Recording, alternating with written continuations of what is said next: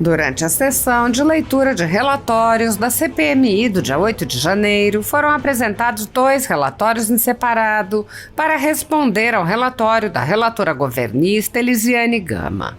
O relatório, elaborado em conjunto pela oposição, foi lido por diversos parlamentares, iniciando com o deputado delegado Ramagem, que explicou a necessidade dos outros relatórios. Ele disse: "Nós elaboramos um voto em separado não apenas pela parcialidade da relatora desde o primeiro dia, mas principalmente pelo viés de suspeição que foi adotado durante a condução desta apuração.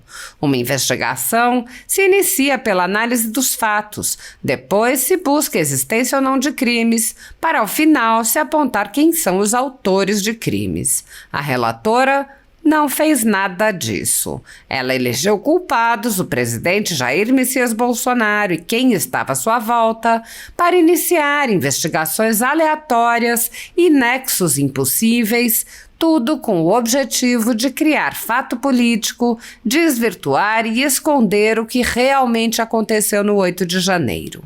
O deputado lembrou que o governo Lula sempre tentou impedir as investigações, inclusive com supressão de provas e com o sequestro da CPMI, para obstruir qualquer investigação.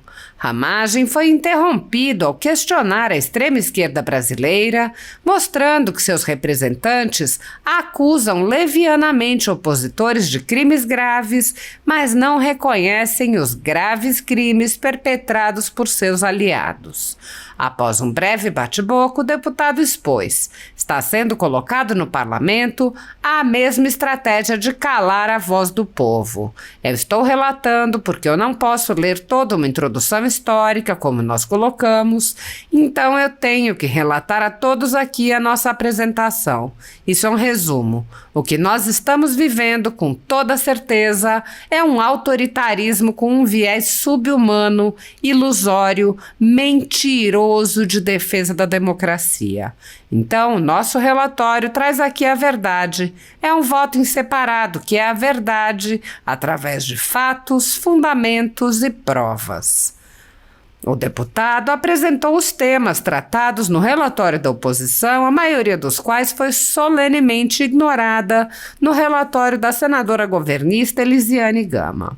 A distinção de manifestações democráticas do que seria golpe de Estado e do que realmente foi quebradeira e vandalismo. O conhecimento prévio das ameaças pelo governo federal, as prisões e decisões judiciais arbitrárias, as ações, omissões, obstruções e os respectivos indiciamentos para serem levados à persecução penal. E aí concluímos com propostas legislativas, dentre elas que possam possibilitar que CPIs sejam verdadeiramente instrumentos de investigação e da minoria, e revisão de dispositivos, principalmente criminais, que estão sendo usados arbitrariamente pelo Judiciário.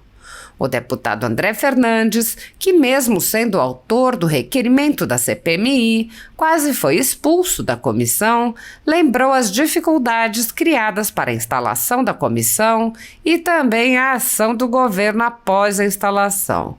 Ele disse: a CPMI tornou-se inevitável e então o governo federal e sua base parlamentar entraram em campo para uma nova fase de boicote às investigações e à exposição da verdade. Fernandes apontou: tivemos durante toda a CPMI uma parcialidade da relatora e do relatório demonstrados desde o primeiro dia. A narrativa produzida pelo PT para sua militância é um relatório antecipado desta CPMI, pois a narrativa e a cronologia são em tudo coincidentes à exposição da relatoria desta comissão.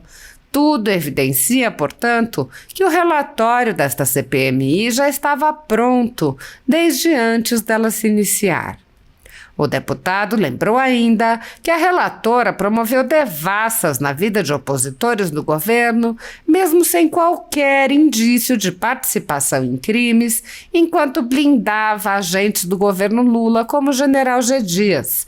Ele disse: lembremos que foram aprovadas centenas de requerimentos divorciados do objeto desta CPMI, que não fazem nada além de devassa na vida de opositores políticos, sem qualquer motivação idônea. Vimos aqui uma verdadeira fishing expedition, que é a pescaria probatória especulativa, centenas de vidas arrasadas devido a esta CPMI. O deputado Nicolas Ferreira, por seu turno, explicitou o objetivo dos lulistas ao tomar a CPMI. Ele disse: é evidente que o intento da esquerda sempre foi o de criminalizar qualquer movimentação popular que não seja de esquerda. Por isso, a perseguição aos manifestantes agora, na busca do objetivo de causar medo nas pessoas, evitando que as manifestações orgânicas e espontâneas deixem claro demais que o governo atual não tem apoio popular.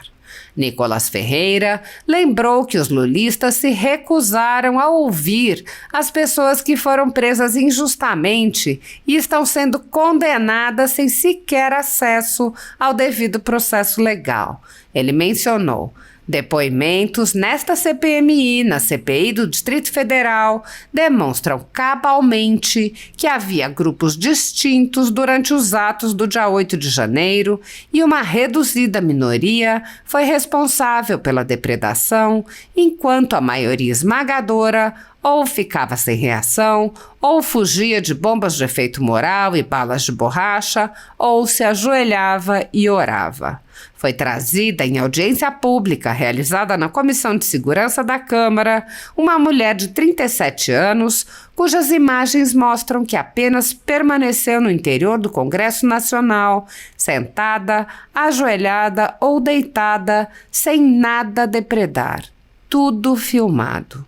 No entanto, permaneceu presa por quase 9 meses, relatora.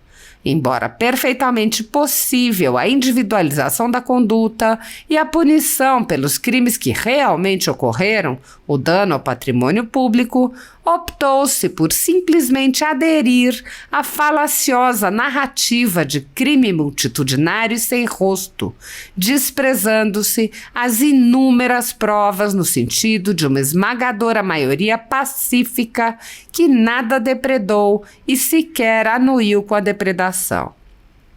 O deputado concluiu dizendo: neste voto em separado, delineamos toda a perseguição promovida pelo Poder Judiciário e por outros órgãos de controle ao governo Jair Bolsonaro, todo o contexto de soltura de Lula e da anulação das suas condenações, a perseguição inclemente ao governo Bolsonaro, com 123 medidas desfavoráveis em 2 anos de governo, medidas de outros órgãos de controle, especialmente do Tribunal de Contas. O subprocurador-geral Lucas Furtado propôs 539 representações nos 4 anos do governo Bolsonaro e apenas 12 representações entre os anos de governo Dilma. A atuação absolutamente enviesada do STF e do TSE durante o eleitoral de 2022. Essa insegurança foi um dos grandes fatores para que as manifestações populares se fossem avolumando ao longo dos anos, pois o povo percebe o problema. As manifestações populares são legítimas, inclusive aquelas ocorridas nas imediações do QG. E o que deixa isso claro como o sol é que o governo atual não tomou qualquer iniciativa de encerrar os acampamentos. Ora, se eram ilegais e golpistas, por que o governo atual não os desfez desde o primeiro dia, já que estavam em área militar, cujo comandante maior é o presidente da República, Luiz Inácio Lula da Silva? A narrativa salta aos olhos. A ditadura da toga segue firme. O Brasil tem hoje presos políticos e jornais, parlamentares e influenciadores censurados. A Folha Política tem toda a sua receita, gerada desde 1º de julho de 2021, confiscada por uma canetada do ministro Luiz Felipe Salomão, ex-corregedor do TSE, com aplauso e respaldo dos ministros Luiz Roberto Barroso, Alexandre de Moraes e Edson Fachin. Todos os rendimentos de mais de 27 meses de trabalho do jornal estão sendo retidos sem justificativa jurídica. Anteriormente, a Folha Política teve sua sede invadida e todos os seus equipamentos apreendidos a mando do ministro Alexandre de Moraes. Mesmo assim, a equipe continuou trabalhando como sempre, de domingo a domingo, dia ou noite, para trazer informação sobre os 3 poderes e romper a espiral do silêncio imposta pela velha imprensa, levando informação de qualidade para todos os cidadãos e defendendo os valores, as pessoas e os fatos excluídos pelo mainstream, como o conservadorismo e as propostas de cidadãos e políticos de direita. Se você apoia o trabalho da Folha Política e pode ajudar a evitar que o jornal seja fechado pela ausência de recursos para manter sua estrutura, cumprir seus compromissos financeiros e pagar seus colaboradores, doe qualquer valor à empresa Raposo Fernandes por meio do Pix, cujo QR Code está visível na tela, ou por meio do código ajude@folhapolitica.org.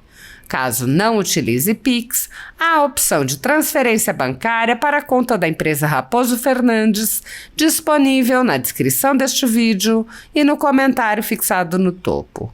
A Folha Política atua quebrando barreiras do monopólio da informação há mais de 10 anos e, com sua ajuda, poderá se manter firme e continuar a exercer o seu trabalho. Pix ajude@folhapolitica.org. Assista. Ali do relatório da oposição, conforme havíamos combinado no acordo de procedimento, por 1 hora. Eu não vou o voto em separado, perdão. O voto em separado. Bem lembrado. O relatório foi lido pela senadora Elisiane Gama. Então, eu vou conceder o tempo de 1 hora e eu peço que a mesa marque 1 hora no nosso cronômetro, sendo que a distribuição do tempo fica a cargo dos senhores. Agora, quando completar 1 hora, nós então encerraremos a palavra, seja quem for a leitura, para a leitura. E aí, 1 hora será encerrada lembrando que realmente se trata da leitura de um parecer, não é para fazer discursos, porque isso não teria nenhum sentido. Então, eu peço que comece por 1 hora. Quem vai ser o primeiro a falar? Então, com a palavra, o deputado Ramagem. Obrigado, senhor presidente. Obrigado, senhor presidente. Nós elaboramos um voto em separado, não apenas pela parcialidade da relatora, desde o primeiro dia, mas principalmente pelo viés de suspeição que foi adotado durante a condução dessa apuração. Uma investigação, ela se inicia pela análise dos fatos. Depois se busca a existência ou não de crimes, para ao final se apontar quem são autores de crimes. A relatora não fez nada disso, ela elegeu culpados, presidente Jair Messias Bolsonaro e quem estava à sua volta, para iniciar investigações aleatórias e nexos impossíveis. Tudo com o objetivo de criar fato político, desvirtuar e esconder o que realmente aconteceu no 8 de janeiro. Se o governo PT seria a vítima de um golpe, por que eles sempre foram contra as investigações? Lula, desde o começo, colocou sigilo nas imagens, depois fez de tudo contra a CPMI. Tudo isso está no relatório, senhor presidente, isso é uma apresentação. E depois, o senhor Flávio Dino sumiu com as provas.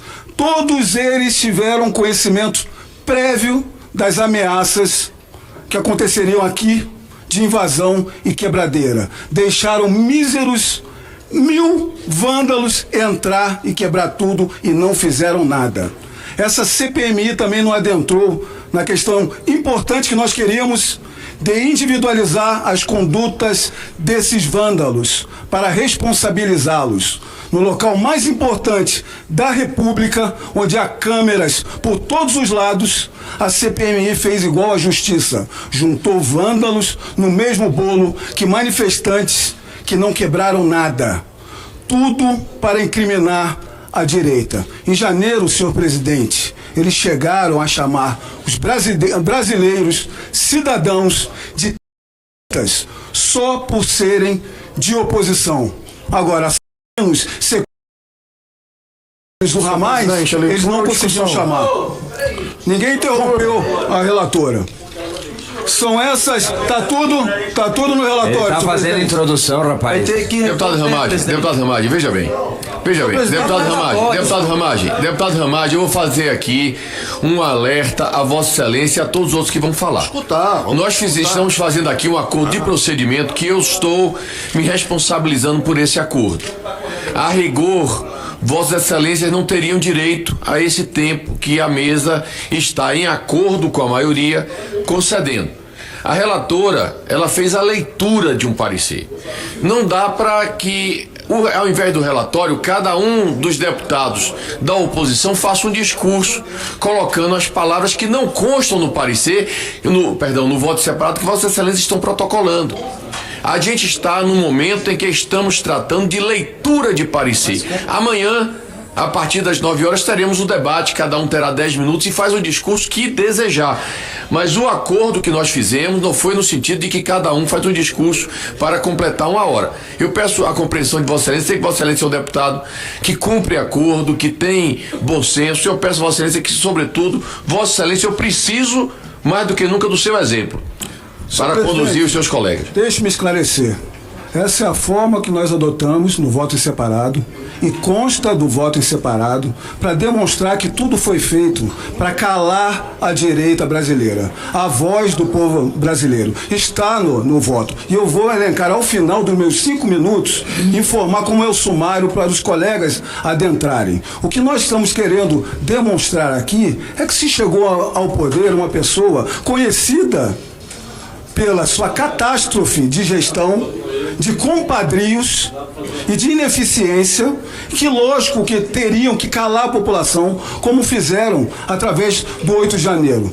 Pessoas que, como nós vimos, começaram a censurar. Isso está no relatório, senhor presidente. Deputado, veja bem, deputado, Vossa Excelência não está lendo o relatório. Serão 8 Me perdoe, não foi isso que nós combinamos. Serão 6 Eu não posso manter o acordo se Vossa Excelência insistirem dessa forma. Muito bem, eu não posso, deputado. Me lamento, mas não foi isso que nós acordamos. Eu conversei com os deputados do governo para que nós fizéssemos um termo. Eles concordaram comigo, concedendo um tempo que Vossas Excelências não têm direito para ser feita a leitura. Você veja, por exemplo, o deputado Exalci Lucas fez um parecer de 2.300 páginas. Ele fez um resumo e leu o resumo. Agora, Vossa Excelência não pode. Por favor, eu posso restituir, não tem problema. Vossa Excelência não pode fazer aqui observações discursivas como sobre o Ramais e etc. Aí não tem condições, deputado. Muito bem, eu vou entrar no nosso sumário. Pois não. Está sendo colocado no parlamento a mesma estratégia de calar a voz do povo. Eu estou relatando, porque eu não posso ler toda uma introdução histórica, como nós colocamos, então eu tenho que relatar a todos aqui a nossa apresentação. Isso é um resumo.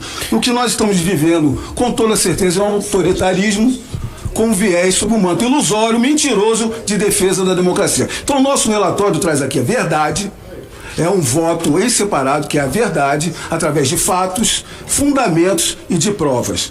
Nós dividimos o nosso relatório da seguinte forma: a instalação da CPMI, a distinção de manifestações democráticas, do que seria golpe de Estado e do que realmente foi quebradeira e vandalismo.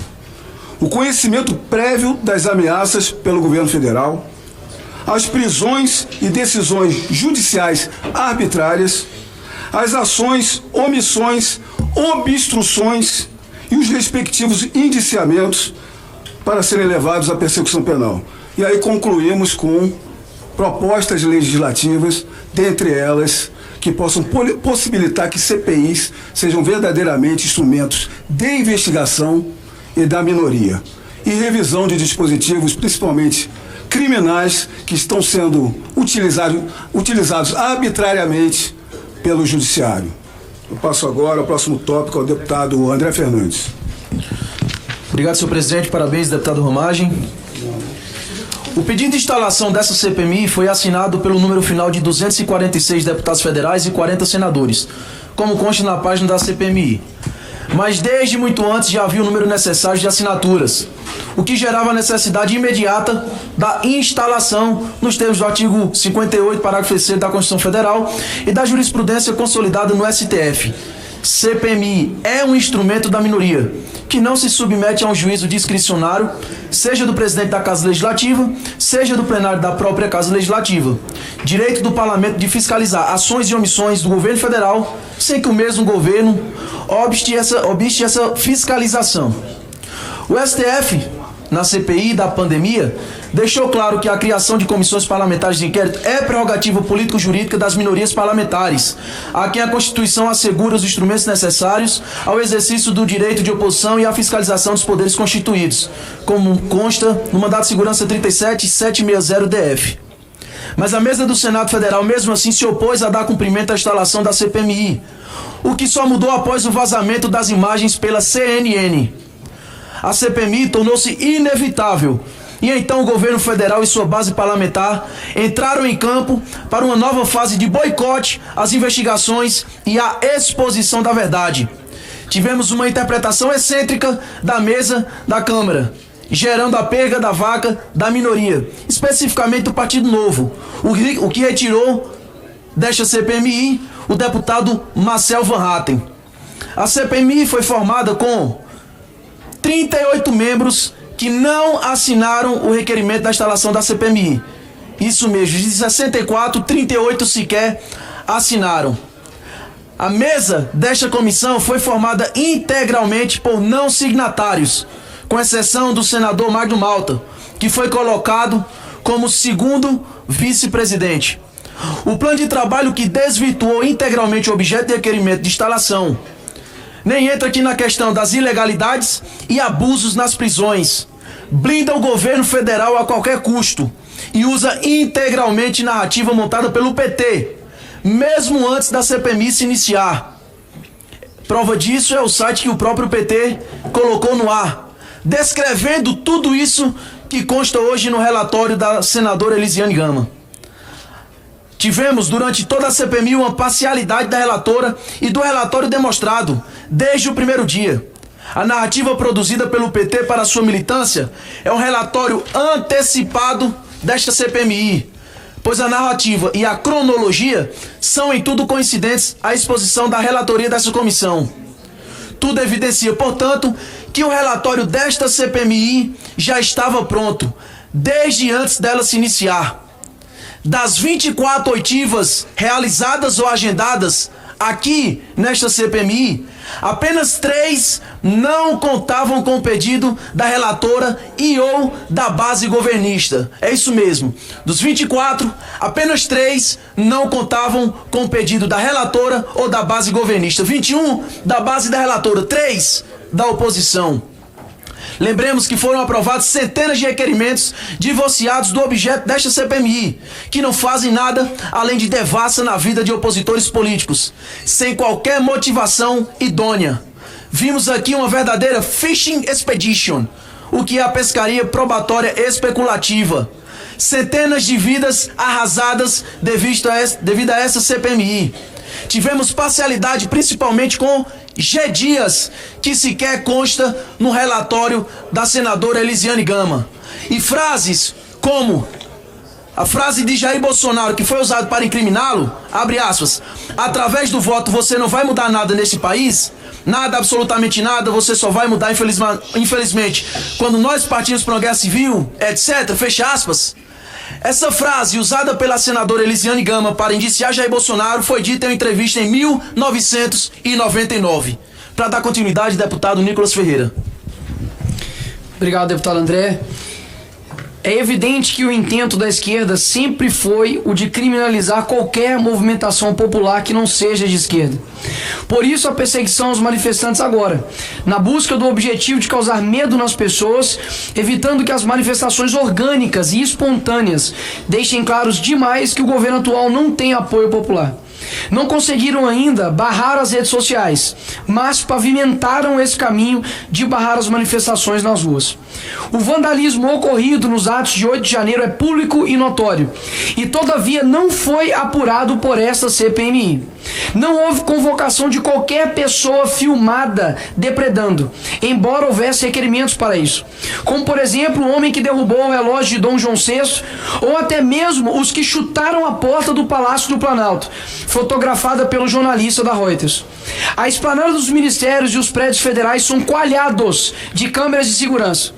E por isso mesmo são inúmeros os vídeos e imagens que mostram os responsáveis pelos atos de vandalismo. É perfeitamente possível a devida individualização das condutas, de modo que a utilização do famigerado crime de multidão é apenas mais uma narrativa voltada à criminalização das movimentações populares à direita. Depoimentos nessa CPMI e na CPI do DF demonstram cabalmente que havia grupos distintos durante os atos do dia 8 de janeiro. E uma reduzida minoria foi responsável pela depredação, enquanto a maioria esmagadora ou ficava sem reação, ou fugia de bombas de efeito moral e balas de borracha, ou ajoelhava e orava. Foi trazida em audiência pública realizada na Comissão de Segurança da Câmara uma mulher de 37 anos, cujas imagens mostram que apenas permaneceu no interior do Congresso Nacional sentada, ajoelhada ou deitada, sem nada a depredar, tudo filmado, e no entanto permaneceu presa por quase 9 meses, relatora. Embora perfeitamente possível a individualização da conduta e a punição pelos crimes que realmente ocorreram, o dano ao patrimônio público, optou-se por simplesmente aderir à falaciosa narrativa de crime multitudinário e sem rosto, desprezando-se as inúmeras provas no sentido de uma esmagadora maioria pacífica, que nada depredou e sequer anuiu com a depredação. A narrativa de golpe de Estado, além de fantasiosa, se trata de crime impossível.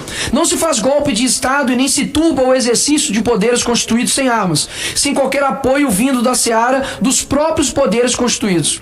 Ainda que analisássemos a ação física de quem tem executado o ato de violência patrimonial, não teria como impedir ou restringir o expediente de quaisquer dos 3 poderes. Grupo difuso, descoordenado, pessoas simples e comuns, sem liderança, sem qualquer possibilidade concreta de tomada do poder, ou seja, depredação dos prédios que nunca ameaçou a autoridade dos detentores de cada um dos poderes. Ninguém nunca falou em autogolpe, mas de aproveitamento doloso de uma situação. O nível de fantasia da narrativa do golpe foi absolutamente afastado por fala recente do ministro da Defesa do Lula, José Múcio. Abre aspas. O que aconteceu no 8 de janeiro? Uma absoluta baderna, patrocinada por alguns irresponsáveis. Não havia uma liderança, não havia uma palavra de ordem. Era como se agências de turismo tivessem convocado os desavisados para irem a Brasília para fazer aquele quebra-quebra. Fecha aspas. Logo, rotular de golpistas os manifestantes que estavam na capital política do Brasil em 8 de janeiro, ou mesmo mantê-los em prisão arbitrária sem a individualização da conduta do que são acusados, numa clara punição antecipada, viola frontalmente princípios constitucionais. A ingerência do Poder Judiciário de outras esferas de controle de administração pública, de perseguição política ao governo Bolsonaro e a qualquer governo de direita, de insegurança jurídica, de crescentes interferências no equilíbrio do processo eleitoral, foram fatores que levaram às ruas após o resultado das eleições. São várias as manifestações do ministros do STF, por exemplo, que deixam latente o intento de exercer poder político. Luiz Roberto Barroso, abre aspas. O Poder Judiciário no Brasil, após a Constituição Federal de 88, deixou de ser, já de algum tempo, um departamento técnico especializado e passou a ser um poder político na vida brasileira. Gilmar Mendes, abre aspas. Se hoje nós temos a eleição do presidente Lula, isso se deveu a uma decisão do STF. É preciso reconhecer isso. Fecha aspas. Neste voto em separado, delineamos toda a perseguição promovida pelo Poder Judiciário e por outros órgãos de controle ao governo Jair Bolsonaro. todo o contexto de soltura de Lula e da anulação de suas condenações. A perseguição inclemente ao governo Bolsonaro, com 123 medidas desfavoráveis em 2 anos de governo. Medidas de outros órgãos de controle, especialmente do Tribunal de Contas. O subprocurador-geral Lucas Rocha Furtado propôs 539 representações dos 4 anos de governo Bolsonaro e apenas 12 representações entre os anos de governo Dilma. A atuação absolutamente enviesada do STF e do TSE durante o período eleitoral de 2022. Essa insegurança foi um dos grandes fatores para que as manifestações populares se fossem avolumando ao longo dos anos, pois o povo percebe o problema. As manifestações populares são legítimas, inclusive aquelas ocorridas nas mediações do QG. E o que deixa isso claro como o sol é que o governo atual não tomou qualquer iniciativa de encerrar os acampamentos. Ora, se eram ilegais e golpistas, por que o governo atual não os desfez desde o primeiro dia? Já que estavam em era militar, cujo comandante maior é o presidente da República, Luiz Inácio Lula da Silva. A narrativa salta aos olhos. Passo a palavra para o senador Esperidião Amin.